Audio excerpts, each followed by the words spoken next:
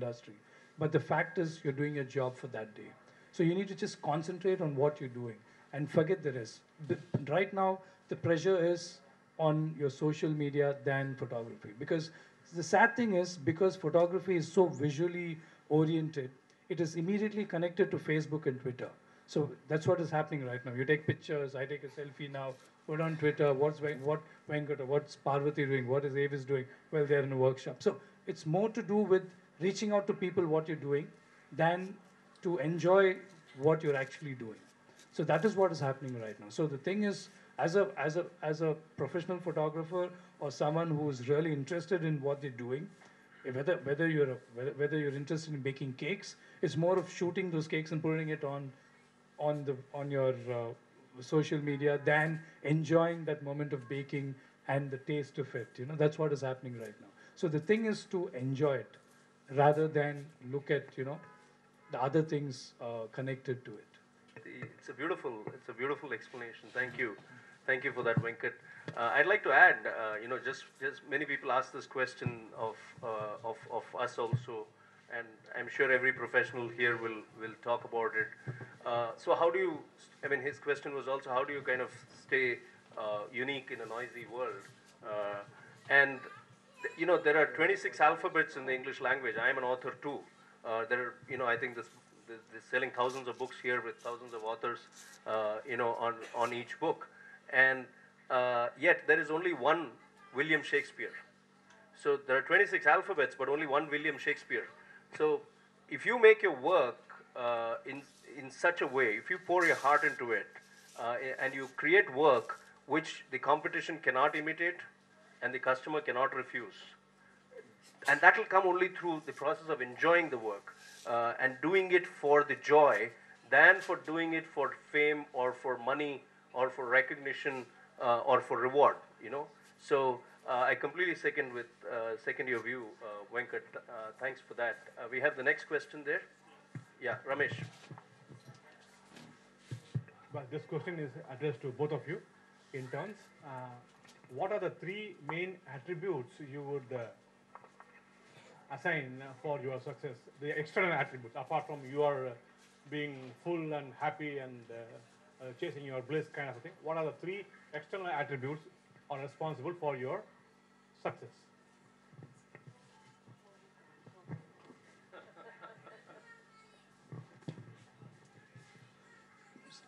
External ones, one is the environment you are in, your friends and your family. I think they are the best support you can ever vouch for, because that's the number one.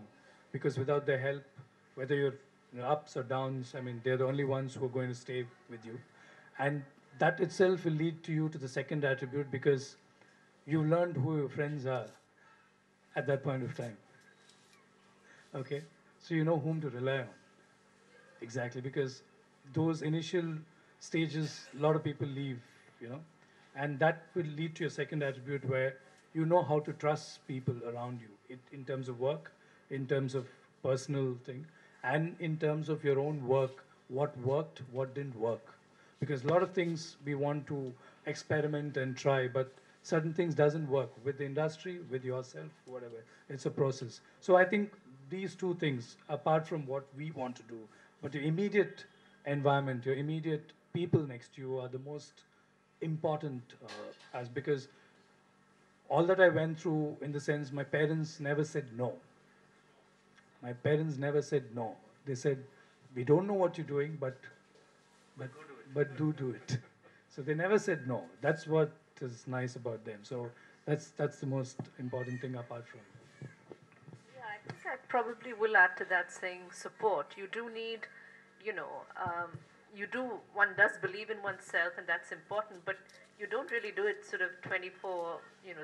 There are times when you doubt what you're doing, and you do need, those little props sometimes saying, it's all right, people who believe in you. You do need that. You do need that to, or to know that these people exist, who believe, family, friends, who believe in what it is you are and what it is you're doing. And, you may not need a lot of them. I mean, you're lucky if you have a lot of them, but if you have even just a few, even one, it's sort of all you need. Yeah. Can I ask a question? Yeah. Uh, yes, please. Yeah, I have one. Yeah. My first question is to you, and the second question is for both. Did you see the film Three Idiots? And if so, what did you feel? Because I think there's some connection with your profession and the production engineering part. And the second question was, both of you look photogenic, etc. Was there any time when you were offered something more lucrative than what you are doing, and still you stuck on with your present profession? Well, I didn't see the movie immediately, but Maddie is a good friend of mine. We've been shooting together, and when they were shooting the film, he had called me up and told me, "Hey, Macha, I'm doing your story now." So he knows what is happening. So he so that's how I came to know before the movie was released. Now coming to the other thing, yeah, there have been instances where they said, "Why don't you?" No, I mean, you know what best that you can do, and it's a passion. So there are a lot of others who love to be in front of the camera, so might as well give them a chance, you know. Because I know there are so many of them who want to be in front of the camera because we do so many portfolios. There are so many new incoming artists who want to get into films, into modeling and stuff like that. And what happens is, not everyone are photogenic or good looking at that point of time. They work on it. Over a period of time, have you seen Deepika Padukone earlier? You wouldn't even recognize her. Have you seen Aishwarya Rai? I shot her in 95, 96 when she just won. Compared to that, how is Priyanka Chopra looking earlier and now? Because they all work on it. It's not a God's given gift that at one moment you all look. No, they work really, really hard on it. It's not what you see, what you get. It's a lot of hard work which goes into it, and that's what I've seen over the years. Nobody is what they look like what you see on posters and stuff. It's a lot of hard work which has gone in. It is a process. It's over the years they've groomed themselves with the help of a lot of people. I mean, it could be doctors for skin. It could be people pertaining to clothes. It's a lot of people who help them to get in there. Not everyone comes in groomed. I know so many raw people who've come in, whether it's Trisha or Samantha, or all of them they used to model when in school and college. They used to be like, you know, and then you look at them now, they're completely transformed, and it's all about grooming. So they work on it, and they really work hard on it. And it's not that it just happens like that. So have you been offered a role other than what you're doing? No, not really, no. We have the next question, yes. Hi. Very, very inspiring, both of you. But my question is specifically to Parvathi. I don't know if this is okay, but this is a gender question. So really, as a woman, it's very, very inspiring to see that you've gone through so many things. Obviously, you had support with your mother and all of that. But still, as a woman, it must have been extraordinarily difficult. So could you just talk a little bit about that, just for a sake of inspiration for some of us here? Yeah, it's nice to stand tall, to sort of say that you've done it all yourself, not in an egoistic way, but you know, this whole thing of men and women being different, very different, but equal. There have been times when that's been harder, where you are forced to, I mean, in a different way, Venkat's had to defend his choices. If, you know, in a different way as a woman, you are asked to defend some of the choices that you make. And it's not been easy. I mean, I can't say that it's been easy, but I think at the core of it, you believe that what you're doing is right, and it's right for you, and it's right for your journey. And I think while it's not been reactive, you know, you can't change the cards that you're dealt. I know this is not, I don't mean this as a truism, but the things that happen to you in your life happen despite what you might want. But, you know, you can't change what you do with them. what you do with the cards that you're dealt with. That's the one thing I do firmly believe in, that you can, and while you might want the goal from here to there, you go somewhere else, but it's still an interesting journey to have taken. And gender does, it's a complicated question and not one to answer easily, because at one level, my art speaks for itself. There are times when you might show as a show of women artists, but that's not an apology. That's not you're not asking for a different platform. It's just like you might say artists from India or artists from who are women. So in that way, I don't deal with gender politics really in my art, but I'm conscious that it's there and it's important. The word feminism, for example, now has so many negative connotations, and everyone's sort of busy saying they are or they're not, or apologizing for feminism, but at the same time, it's a hard-won space. The women who went out there and fought for the vote and fought for equal rights and fought to be heard, they've created the space where we can exist and create and be whole people. Maybe I've had a certain, life advantage of coming from Kerala, of coming from a time where I come from a matrilineal society, and to have my birth celebrated. My great-grandmother was like, oh, hurrah, finally, the family name will continue. So there is that sense that is the India has multiple realities, so that is a reality that I come from. And I think if truthfully, I can't say I'm someone who's I've had self-doubts, I've had, times where I've questioned what I do. I'm my worst critic. And as a woman, there've been sort of things that I've had to defend, choices that I've made. But I think there was a core, and where, I did feel I was celebrated for being a woman in my family, and I think that helped. It really did.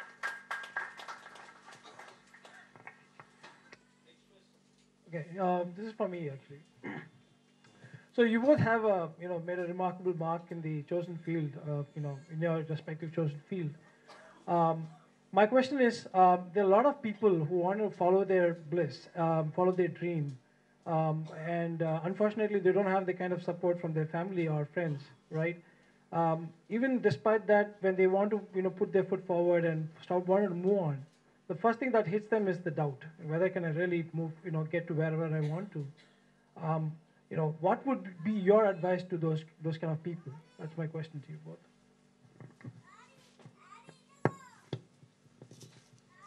The first thing is it has to be a passion, as I told you earlier.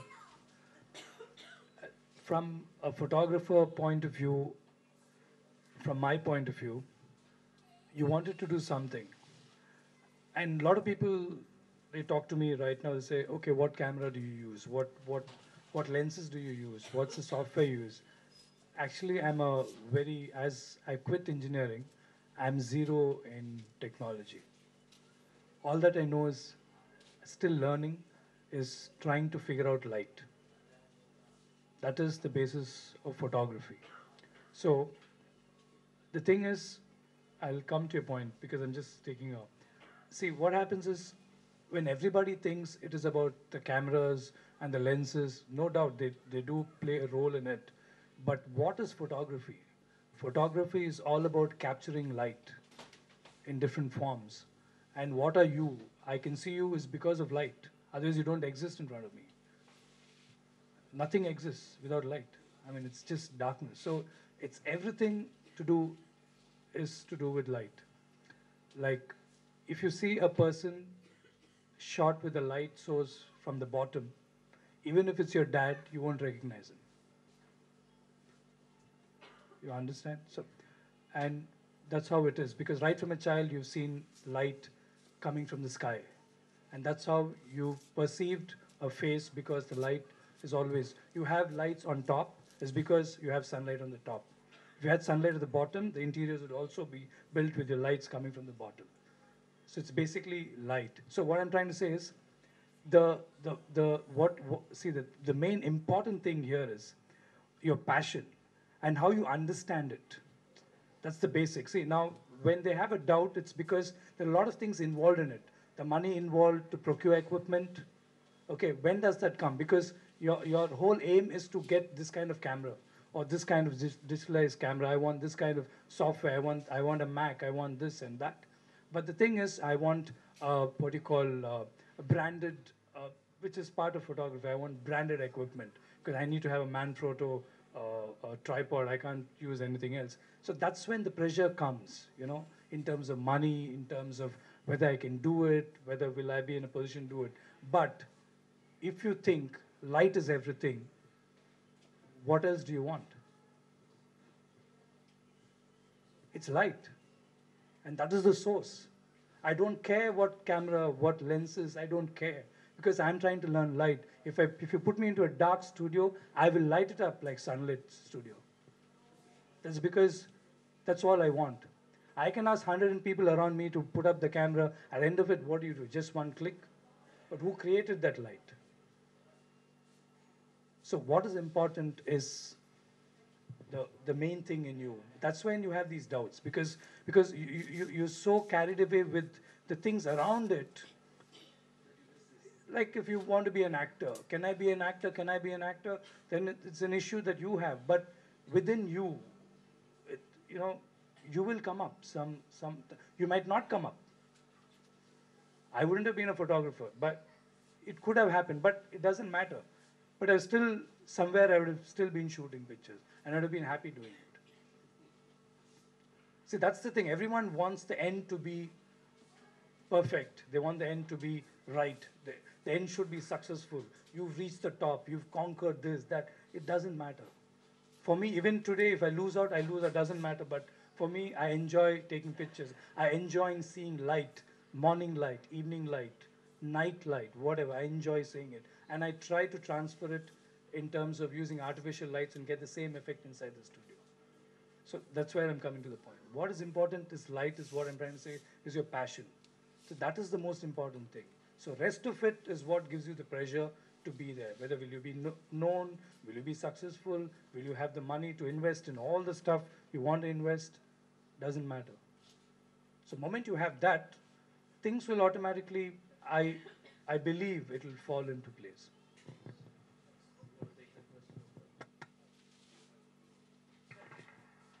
Yeah, in the sense that I don't think you should mistake, you need ambition, but I don't think you should mistake financial success for success at what you do.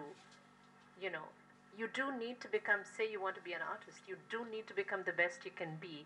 But truthfully, you might never find financial success. You might never, because there is an element called luck, you know, and I think it's important to go in with your eyes wide open, that that you can be the best artist you can be, or you can be the best photographer or the best chef, and you can produce the best that you do, and you might never find that tiny element of luck. But if that's all you're waiting for, then you're losing out on the journey, on the process. You know, that may come. I mean, as in they say, the harder you work, the luckier you get, but you may not also. I mean, that's why it is both a challenge and an exciting and a dangerous place to be in, because it's not, there isn't a roadmap. If you wanted that roadmap to success, you would take a corporate job, you would take an office job where you meet your targets, you get your promotion, you get your salary. It doesn't happen in the creative world like art. It doesn't. So if those are the certainties that you think you want in your life, you may not get them here. You may get them, but then that's the cherry on the icing on the cake. So if you tell yourself, I'm going to be the best artist that I can be, and that's going to give me pleasure, and that's going to give me joy, then, you know, and then the doubts will be there as in, oh, is this a good work? Is that a bad work? Oh, could I push myself further? Those are healthy doubts to have, you know. If you don't sort of, if that questioning, that quest isn't there, then, you know, you could fall into a totally different trap. But if the doubts are so dark that they eat away at your purpose, then you kind of need to redefine what the purpose is. like I said earlier, I'm not saying that monetary success isn't important. It is. But in a world that's as chancy as art, if you let that be the only definition of why you're there, then it is a problem. Fantastic. I'm going to conclude the program with picking up on what both Venkat and Parvathi said. This is just so that everyone gets like a 3,000 feet view of what we've been discussing. So imagine there are 3 circles, and one circle intersects with the other circle and the third circle. So imagine a Venn diagram of 3 circles, one on the top, one on the left, one on the right. The first circle is what you're deeply passionate about. So write down what you're deeply passionate about. The second circle is what you can be world class at. And the third circle is what drives your economic engine. Now, passion, world-class excellence, money. The place where the 3 circles intersect, that place is really where you will be at bliss. Our academic system starts off with the economic engine circle. The academic system tells you that you have to get out of school so that you can get into a good college. You have to get out of college because you can get a good job. It doesn't tell you you have to get out of college to be happy. I think John Lennon said this. He said, he was asked, his mother, the only thing she taught him was, when you grow up, be happy. So they asked him in school, what do you want to be when you grow up? And he said, I want to be happy. And they said, the people who asked him, his teachers, told him that he didn't understand the assignment. And he replied saying, you don't understand life. So I think the academic system skews you to think that everything is about that economic engine. Ayyo, pana illana eppadi irukka mudiyum, eppadi uiroda irukka mudiyum, eppadi kudumbata nadatha mudiyum. When I never set out to get into this adventure the way Vani and I went through it, but 8 years we've learned that money is important, as Parvathi is saying. I know the value of not having money to buy groceries at home. I know the value of not having money to buy a banana, forget groceries. So I know that, but I don't think you can compromise on your joy. So passion, world class. So there's a lot of hard work, as she said, and as Venkat said, and economic engine. I think if you take Venkat's life,